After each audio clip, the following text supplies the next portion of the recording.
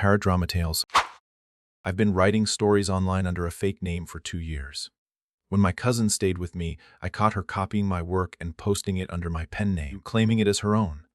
She said I was overreacting, but this was my creative work. My family doesn't get it. Imagine pouring your heart into stories for years under a secret pen name, building a loyal following, only to find out that your cousin has stolen your work and is passing it off as her own. That's exactly what happened to me, and it shattered everything I thought I knew about trust. For the past 2 years, I've lived a double life. On the surface, I'm just your average high school student, the kind of person who talks about homework, weekend plans, and the latest social media trends. But underneath it all, I have a secret identity that has become an essential part of who I am. I'm a writer. Not a famous one, not yet at least, but I've built something I'm incredibly proud of. I write stories online under a pen name that no one in my personal life knows about. At first, it was just a hobby, a way to escape from the pressures of school and the expectations that everyone placed on me. But as time went on, it became something more. I found an online community of people who loved fantasy and fan fiction just as much as I did. And as they began to read and comment on my stories, something shifted. I realized that what I had written had value. It wasn't much at first, just a small but loyal following. But those comments, the ones where people told me how much they loved my characters or how my plot twists made them gasp, made me feel seen in a way I hadn't experienced before. Writing became my outlet, my escape, and my passion. Each new story I posted felt like a piece of me I was sharing with the world, even though I was doing it behind a pen name. The pen name, by the way, was my little piece of anonymity. It allowed me to be free. No one in my real life knew about my online persona, and that's how I liked it. I could be whoever I wanted in the writing world. I could make mistakes, experiment with different genres, and pour my heart into stories without fear of judgment. I had built this space where I could be myself, but more than that, I had built something that people valued. Some days I would sit in my room after school, typing away at my keyboard late into the night, completely immersed in my latest story. I'd get so caught up in the plot that I'd lose track of time, only realizing how late it was when I heard my parents calling me for dinner. The idea that I had created something that people were genuinely enjoying was thrilling. Each new comment, each new follower made me want to keep going. I was proud of my work, and in a way, I felt like I was building something that was mine. I didn't have to share it with anyone if I didn't want to. Of course, I had to keep it a secret from most people in my life. My friends had no idea about my writing, and neither did my family. I didn't really talk about it much because I wasn't sure how they would react. What if they didn't take it seriously?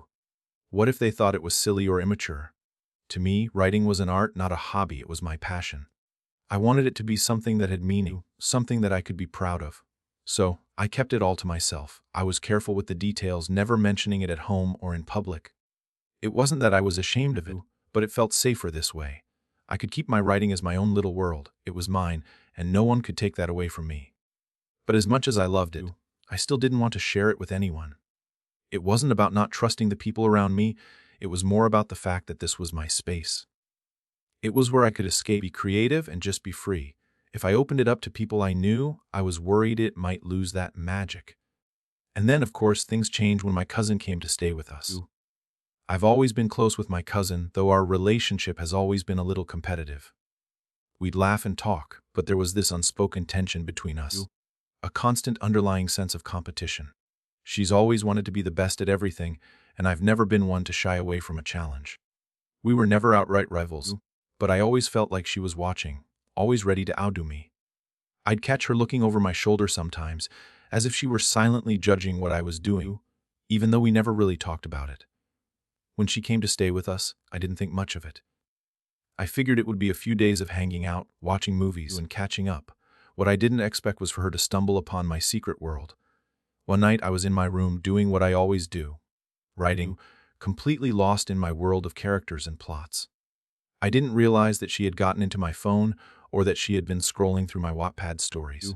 But when I heard her laugh, I assumed she was just messing around with some random meme. I didn't think twice about it at first, but when I looked over and saw her showing my stories to her friends in a group chat, my heart stopped. At first, I didn't say anything. Maybe it was a misunderstanding. But as I kept watching, I realized it wasn't. She was claiming the stories as her own. She wasn't just sharing them, she was taking credit for my work. She was showing off my stories and telling her friends that she was a rising author. I was in complete shock. My thoughts were racing, and before I knew it, I had confronted her. This wasn't just a harmless joke anymore. She wasn't just messing around. She had created an account using my pen name and copied my stories. Everything I had worked so hard on. It wasn't just fan fiction to her, it was mine, and she was stealing it. My cousin and I had always been close, in a way, but I can't deny that there was always an undercurrent of competition between us. It wasn't anything overt, no major arguments or heated rivalries. But there was this quiet tension, this feeling that we were constantly trying to outdo one another without ever saying it aloud. She's always been the type to put herself in the spotlight. Everything she did with a certain flair. Whether it was her grades, her sports achievements, or even the attention she got from other people, she somehow always made it feel like there was an unspoken competition. Growing up, we'd always compare ourselves to one another, even though it was never really a contest. But for her, it was always about being the best, being the one who stood out. I always admired her confidence. She had this boldness about her that I didn't necessarily have. She'd walk into a room and command attention while I was the quieter one, content to blend in and stay under the radar. It wasn't that I disliked her or anything. I just didn't always feel like I was enough when I compared myself to her. She made everything seem easy. It was like she always knew how to shine, how to make everything she did look effortless. Our relationship was a strange mix of admiration and rivalry. We'd laugh about things, hang out when we could, but there was always this invisible line between us. I admired her for her charisma and confidence, but I could also feel this desire to prove myself, to show her that I had my own strengths, even if I never really showed it, and I think deep down she felt the same way. There was this quiet need for validation on both sides, but neither of us ever said it out loud, so when she came to stay with us for a few days, I wasn't sure what to expect. It was always a bit of a mixed bag when she visited. Sometimes it felt like old times, and other times it felt like we were still measuring ourselves up against one another.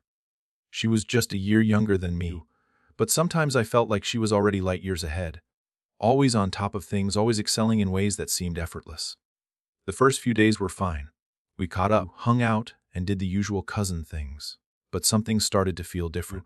I noticed the way she kept peeking over my shoulder when I was on my phone or typing on my computer. It wasn't obvious at first, just a glance here and there, but it started to happen more frequently. I told myself I was probably imagining it. I knew her personality by now. She was curious, often a bit too curious, and sometimes I felt like she had an unspoken interest in what I was doing. But I never thought it would go this far. One night, I was doing what I always did after dinner, writing. It's something I've done for years, my personal escape. I'd created a whole world for myself through stories, under a pen name that no one in my personal life knew about. It wasn't just a hobby, it was my creative outlet. I was proud of it. I had built a community even if it wasn't huge. The stories I wrote were mine, and for once, they were something that no one could take away from me. But that night, something felt different. As I sat at my desk, typing away, I heard my cousin's voice from across the room. She was laughing. At first, I thought it was something silly, just another joke or meme she was showing her friends. But then I caught a glimpse of her phone, and I froze. She was showing my stories, the ones I had written, to her friends in a group chat. And not just any stories, but my stories. The ones I had written under my pen name. I thought at first it was a joke, some sort of miscommunication. But then I realized it wasn't. She was claiming them as her own. My heart sank. I watched her swipe through the pages of my work, laughing with her friends, proudly saying that she was the one who had written them.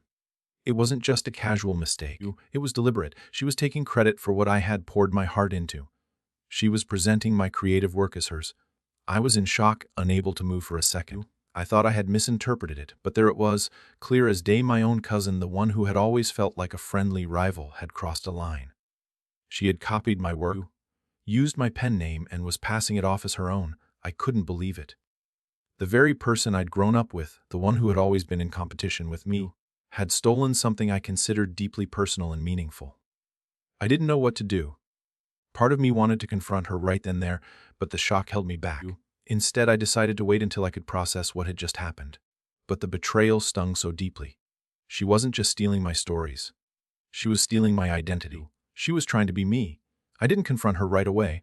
I think I was in shock, unsure if what I had seen was really happening. I sat there, staring at my cousin, as she laughed and proudly boasted about our stories. The whole thing felt surreal. I kept telling myself it had to be a misunderstanding, that maybe she was just playing around, but deep down I knew I couldn't ignore what I had seen. She wasn't joking. She was taking my work and calling it her own. As soon as I was alone in my room, I started to process it. My mind raced. How could she do this? She knew how much my writing meant to me, how much it had been my outlet, my escape. She knew I had put hours of effort into those stories, that I had created entire worlds. And now, she was passing it all off as her own, stealing my creativity and my identity without a second thought. I stared at my phone, scrolling through my Wattpad account. I couldn't believe I was seeing my own work, my stories, under someone else's name. I had worked hard to build a small community of readers, all of them appreciating my work for what it was, and now my cousin had come along and claimed it. I felt sick to my stomach. The thought of her gaining followers, building her own reputation on my stories. It made me feel like everything I'd worked for had been stolen in an instant. I knew I had to confront her. But how? How do you even approach a family member who's crossed a line like this? How do you call out someone you've grown up with for stealing from you, especially when they don't even seem to realize how wrong it is? I waited until later that night. When the house had quieted down, and I was sure everyone else was busy, I went to her room. I knocked lightly on the door. "Hey, can we talk?" I asked, trying to keep my voice steady. She opened the door with a smile, completely unaware of the storm brewing inside me. "What's up?" she asked casually, almost too casually. "Can we talk about what happened earlier?" I asked, feeling my heart race. "About my stories."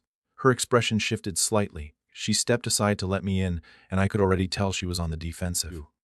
It was like she knew this conversation wasn't going to be easy. "I don't know what you're talking about," she said, though there was a slight unease in her voice. "I just showed them to my friends. It's no big deal." I clenched my fists at my sides, fighting back the anger bubbling up inside me. No big deal. My entire creative identity had been taken and was now being passed off as hers. How could she possibly think that was no big deal? "Yeah, it is a big deal," I said, my voice shaking slightly with frustration. "Those stories, those are mine. I've been writing under a pen name for years, and you've been showing them off as if they're your own. You even made an account using my name. You copied my work and lied about it." Her face flushed, and for the first time, I saw a hint of guilt in her eyes. "Look, I didn't mean to hurt you," she said, her voice a little quieter now. "I thought it was just fan fiction. It's not like it's original work or anything. It's just for fun." I felt my blood boil. "It's not just fan fiction," I snapped. "It's my creative work, my effort, my time. It's a part of me. And you took it without asking, without any consideration.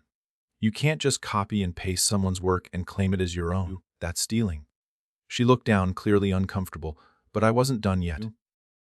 "You don't get to just erase everything I've worked for because you think it's not a big deal. I put my heart into those stories. And you're acting like it's some kind of joke?" I didn't think it would upset you this much," she said quietly, almost as if she were trying to defend herself. But I could hear the guilt in her voice now. Took a deep breath, trying to calm down. The hurt and betrayal were still fresh, but I needed her to understand. "It's not about whether or not you think it's important. It's about respect. I respect your talents and your creativity. But I need you to respect mine too. You don't just get to take what's mine and make it yours. That's not how it works." She looked up at me then, eyes wide with a mix of guilt and confusion. "I didn't know it would hurt you this much. I'm sorry." "I don't think you fully understand what you did," I replied, my voice softer now. "You didn't just take my stories, you tried to erase me, and that's not something I can just forget." The silence that followed was heavy, and for a long moment, neither of us spoke. It felt like we were standing on a precipice, with our relationship hanging in the balance. I didn't know if she truly understood the weight of her actions, but I hoped she did. I didn't want to lose her as family, but I also couldn't let her get away with stealing from me. The silence in the room felt unbearable as I waited for my cousin to respond. The weight of what had just happened hung heavily between us. I was expecting some sort of apology, an acknowledgement of how hurt I was, but instead, all I saw was her discomfort. She shifted from one foot to the other, avoiding my gaze, clearly not fully grasping the extent of what she'd done. Finally, after what seemed like an eternity, she spoke. "I didn't think it was such a big deal. I thought we were just playing around," she said, her voice faltering. I let out a breath, fighting to keep my anger in check. "It's not about playing around," I said, my voice steady but firm. "It's about respect. You took my work, my stories, and passed them off as your own. That's stealing. How would you feel if I took your stuff and claimed it as mine?" Her eyes widened, and for the first time, I saw a flicker of realization. But it was still clouded by defensiveness. "I didn't mean to steal it," she protested weakly. I was just showing it to my friends. I didn't think it was that serious. I couldn't believe what I was hearing. It's not just about showing it to your friends. You made an entire account using my pen name, my identity, and claimed it was yours. That's not just casual. You've been using my work to get attention, to make it look like you're some kind of author. She opened her mouth as if to say something, but stopped herself. The words didn't come out. I could tell she was struggling to find the right thing to say, but the damage was already done. Do you even understand how much that hurts? I asked, my voice a little softer now, but the pain was still there. This isn't just fan fiction. This is my passion, my creativity. It's personal to me. You don't just take that from someone. You don't just walk in and pretend to be someone else. I've worked for years to build that identity, and you stole it without a second thought. She finally looked up at me, and for the first time, I saw genuine regret in her eyes. But I wasn't sure if it was regret for her actions or regret for getting caught. I didn't think it would be this serious, she murmured. I thought you'd think it was funny like we used to do with everything else. I shook my head, trying to hold back my frustration. It's not funny. It never was. I get it. You wanted attention, you wanted to be recognized, but you didn't have to do it this way. You didn't have to take from me. There's no shortcut to getting recognition. You don't just steal someone's hard work and expect it to be okay. For a moment, it felt like the room was closing in on us. The weight of my words, the tension in the air was suffocating. But I needed her to understand that this wasn't just about stories being copied. It was about trust. It was about the boundary between family, creativity, and respect, and how easily it could be crossed. I get that you're upset, she said quietly. But can't we just move past this? I'm sorry. I didn't realize how serious it was. Her apology felt hollow, like she was only saying it because she knew she had to, not because she truly understood the impact of what she had done. The more she spoke, the less I felt like she was truly getting it. It wasn't just about saying sorry. It was about taking responsibility for her actions, for the betrayal she had caused. I don't know if I can just move past this, I said, my voice quieter now, but the hurt still clear. I don't think it's something that can be brushed under the rug. I need you to understand that this isn't just about me being mad. It's about you crossing a line, not respecting my work, and trying to take what's mine. She stood there, looking at me, as if she were trying to process everything I had said. The silence stretched on, and I could feel myself losing the patience I'd tried so hard to maintain. Finally, after a long pause, she spoke again. What do you want me to do? She asked, sounding defeated. How can I make it right? I took a deep breath, trying to steady myself. First, you need to take down the account. You need to delete my stories, and you need to apologize to me properly. Not just because you got caught, but because you understand that what you did was wrong. And then, we need to talk about boundaries.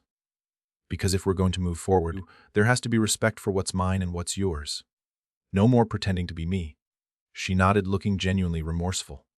I'll take everything down. I'm sorry. I really didn't think about it like that. It wasn't much, but at least it was a start. At least it felt like she was finally beginning to understand the gravity of her actions. I still wasn't sure how things would go from here, but for the first time since I discovered what she had done, I felt like I could breathe again. After I confronted my cousin, I expected the apology to be the end of it, or at least the start of the healing process. But what followed was something I didn't anticipate: my family's reaction. The evening after my conversation with her, I sat down with my parents to explain what had happened. I didn't want to make a huge deal out of it, but I couldn't keep it to myself. They were in the living room watching TV when I approached them. I hesitated for a moment, but I knew I needed to get it off my chest. I need to tell you something about what happened with my cousin. I started, trying to stay calm despite the anxiety swirling in my chest. My mom turned to me, pausing the TV, and my dad set down the remote. What's going on? My dad asked, sensing the seriousness in my voice. I took a deep breath. She's been stealing my stories, my work. She created a fake account on Wattpad under my pen name and started claiming my stories as her own. I could feel my heart pounding in my chest. I found out when I saw her laughing, showing my stories to her friends, saying that they were hers. She copied everything I've written. She didn't even ask me, she just took it. There was a moment of silence. I watched my parents' faces, looking for a sign of understanding. But what I saw instead was a look of confusion, followed by a mix of concern and what I could only describe as dismissal. My mom, after a few seconds, let out a sigh. I'm sorry, sweetie, but is this really that big of a deal? She asked, looking at me with what seemed like genuine confusion. I was taken aback. What do you mean? Is it that big of a deal? I asked, trying to keep my voice steady. She literally stole my work. This is my creativity, my time, and she's pretending it's hers. That's not okay. But it's just fan fiction, my mom said, her voice soft but firm. It's not like you're writing novels that are going to get published or anything. It's just for fun, right? I felt the blood drain from my face. Was she seriously downplaying this? This wasn't just about fan fiction. It was about my effort, my passion. I had poured myself into these stories, and they were deeply meaningful to me. To hear her brush it off like it was nothing stung. My dad, sensing the tension, stepped in. I get that you're upset, but maybe you're making this bigger than it has to be. Your cousin is younger, and I'm sure she didn't mean any harm. She probably didn't understand how important it is to you. I stood there stunned. It felt like no one was taking me seriously. It was important to me. Why couldn't they see that? This wasn't just about me being upset. This was about respect for my creative work that I had built up over the past 2 years. It wasn't just a fun hobby, it was part of my identity.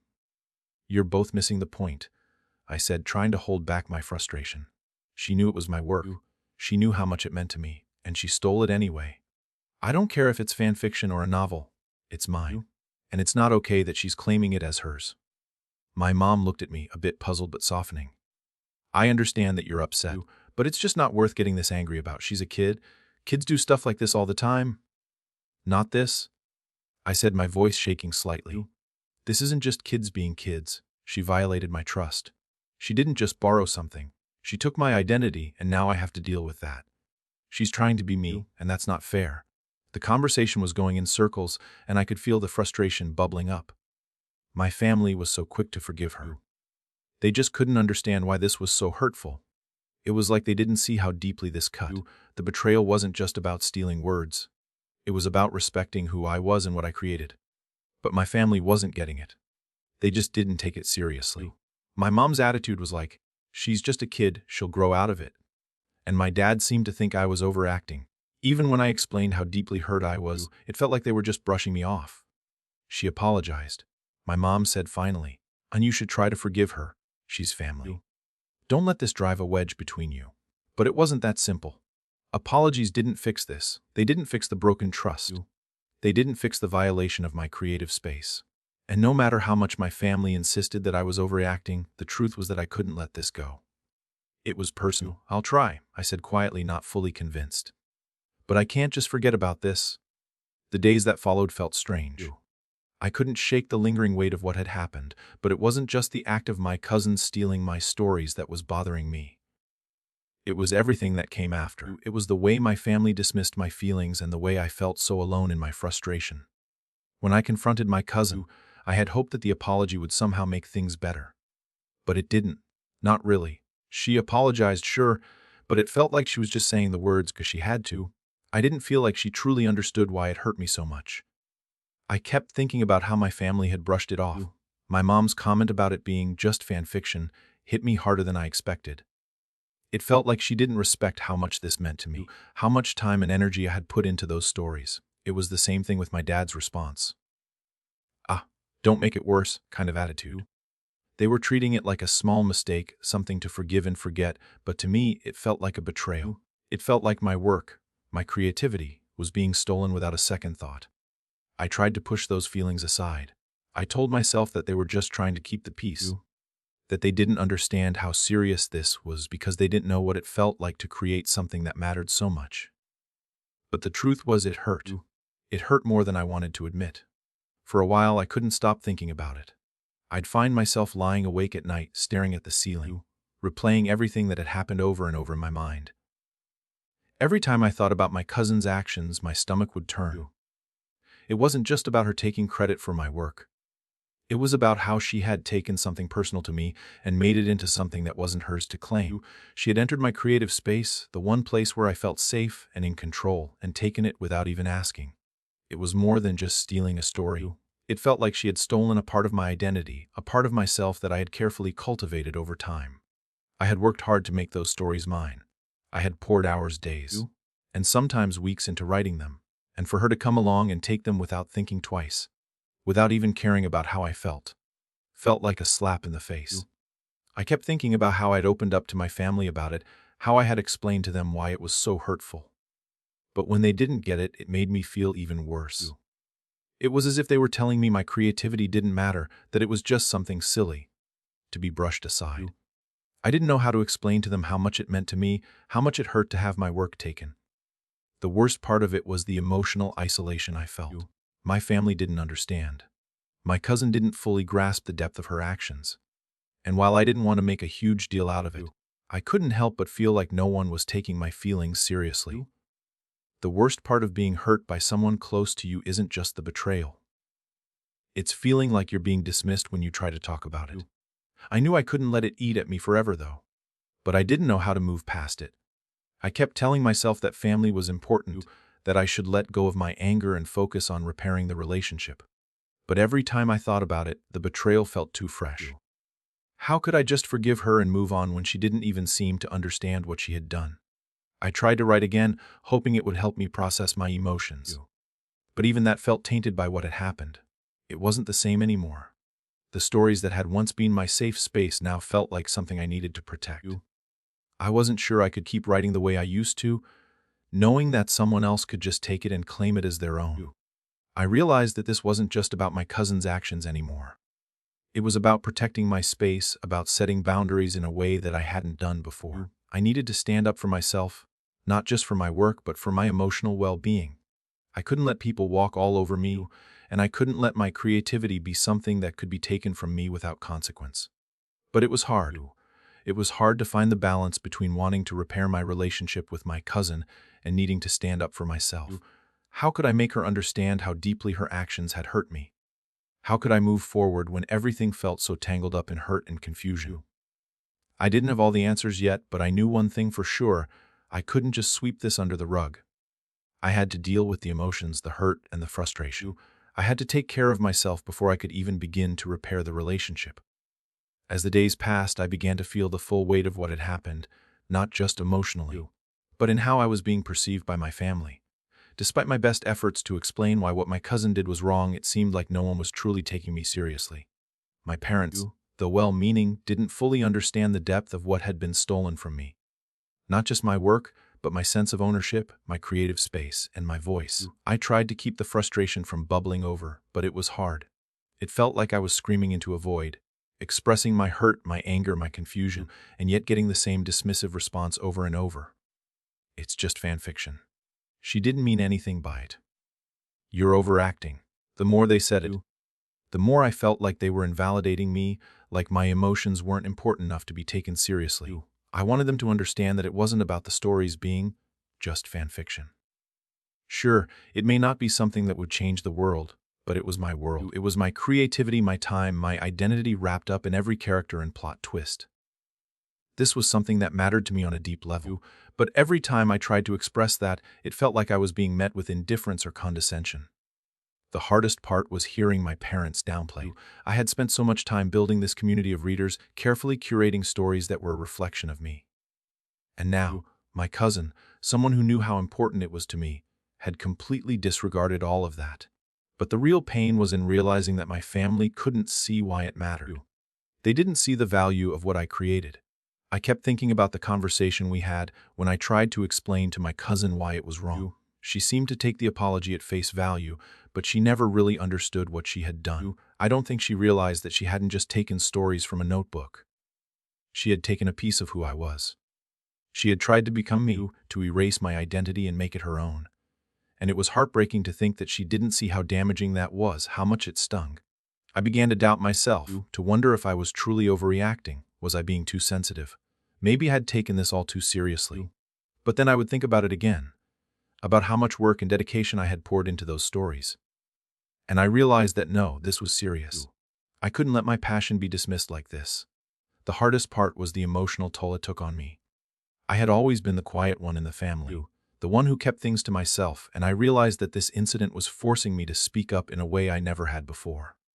I had never fought for my own voice, never asserted myself in the way I needed to. But this was different. I couldn't just stand by and let someone else take credit for what was mine. I had to learn how to advocate for myself, to demand that my creative work be respected. But it wasn't easy. The struggle was more internal than external. I wasn't just fighting for my work, I was fighting for my right to be taken seriously.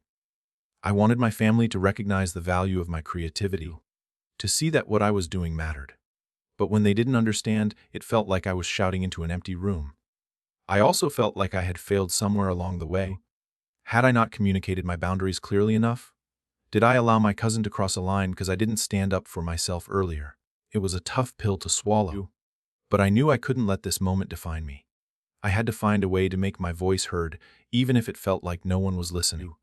I started to reach out to other writers online, people who understood what it meant to create something personal. I shared my frustrations, and their support was overwhelming. They reminded me that I had every right to be upset, that my work was valuable, and that I wasn't alone. Talking to people who genuinely understood helped me realize that I wasn't just being sensitive.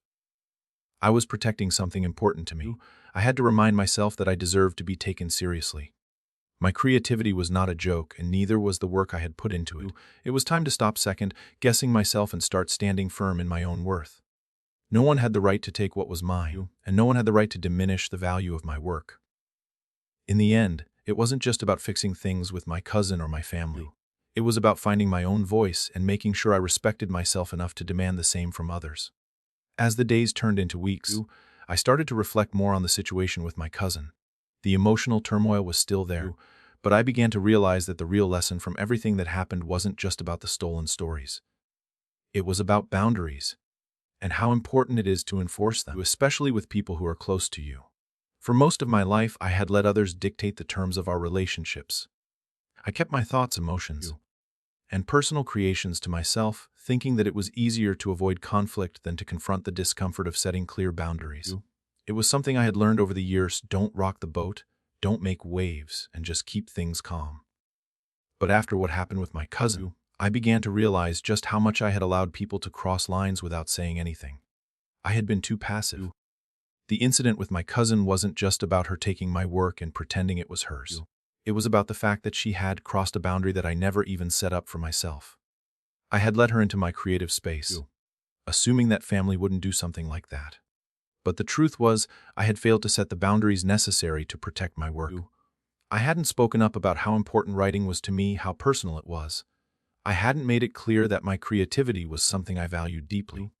I had left myself vulnerable. The more I thought about it, the more I realized that boundaries aren't just about saying no when something feels wrong. They are also about saying lies to yourself, about standing up for what you care about, and about being willing to defend your personal space. Whether that's emotional space, creative space, or even physical space. I had always allowed people to walk all over my personal boundaries, thinking that I didn't need to be assertive or make a fuss. But this situation showed me that not enforcing boundaries is a way of letting others take advantage of you without even realizing it. The moment my cousin took my stories and presented them as her own, she was crossing a line I hadn't even drawn. And while it hurt, it also taught me something invaluable. You can't expect others to respect you if you don't respect yourself enough to stand up for what matters to you. Creativity is personal, and I should have treated it as such. I should have set the expectation early on that my work was not to be taken lightly, not to be used by anyone else without my permission. I should have communicated that my creative space was mine, and that anyone who wanted to be part of it needed to respect it. And when my family dismissed my feelings, I realized something else: boundaries need to be communicated, but they also need to be respected by others.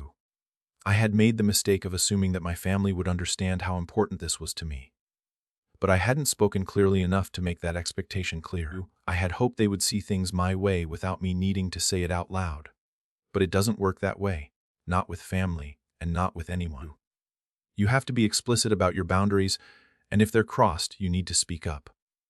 What happened with my cousin forced me to rethink the way I interact with people, especially those closest to me. It made me realize that respect is not just about being polite and avoiding conflict. It's about understanding and honoring the spaces and boundaries that people have in their lives. Respect is about understanding what someone values and making sure that value is acknowledged. When someone disrespects your boundaries, even unintentionally, it can feel like a violation of your very identity. This lesson has also taught me that setting boundaries isn't about being harsh or cold. It's not about shutting people out. It's about protecting what matters. It's about protecting your energy, your time, and your creativity. When you allow others to cross your boundaries without consequence, you're not just letting them overstep. You're also teaching them that it's okay to disregard your feelings. I don't want to carry around bitterness about what happened with my cousin. I don't want to hold grudges or let this incident define our relationship. But I've learned that healthy boundaries aren't just about keeping people at arm's length. They're about creating a space where you feel safe, respected, and valued. And if those boundaries are crossed, it's okay to assert yourself and say, "This is not acceptable. This is my space and I deserve to be respected." Looking back at everything that happened, I can honestly say that the experience changed me. I was hurt, betrayed, and frustrated. But through it all, I learned something important about myself. I am the one who controls my creativity, and I need to stand up for it, no matter what. For the longest time, I had kept my creative work hidden, tucked away behind a pen name and a wall of secrecy. I thought that by keeping it private, I was protecting it. But the truth was, I was only hiding my passion from others and from myself. I had allowed people to cross boundaries I never clearly set, thinking that my work didn't need protection. I thought it would be respected automatically, and when it wasn't, I felt betrayed. But what I came to understand is that creativity isn't something that just belongs to you because you create it. It's something that you need to defend, to respect, and to share with the world on your own terms. My stories were not just pieces of fiction. They were a reflection of me, and if I didn't fight for them, then no one else would. The lesson in all of this isn't just about standing up to my cousin or family. It's about finding my own voice and not letting anyone diminish the value of what I've created.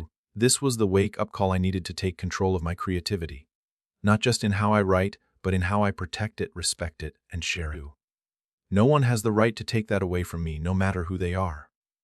I don't know where my writing will take me in the future, but I know one thing for sure. I will never again hide behind a pen name out of fear. I will share my work with the world on my own terms. And most importantly, I will set boundaries around what is mine. And I will make sure that those boundaries are respected. This situation has forced me to confront my own insecurities and stand up for myself in a way I never have before.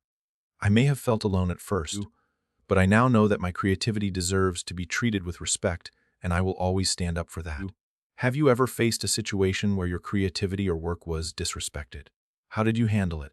Share your thoughts in the comments below. If you've ever struggled with protecting your ideas or setting boundaries, I'd love to hear how you've navigated it.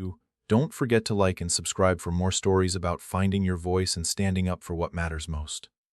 Moving forward, I'm going to approach relationships with family, friends, and even strangers differently. I'm going to speak up more about what I need, what I value, and what I won't tolerate. I'm going to make sure that the things that matter to me, my work, my creativity, and my emotional well-being, are protected. And I'll no longer allow myself to be passive when it comes to standing up for what's mine. Because at the end of the day, boundaries are not about control, they're about protecting your peace.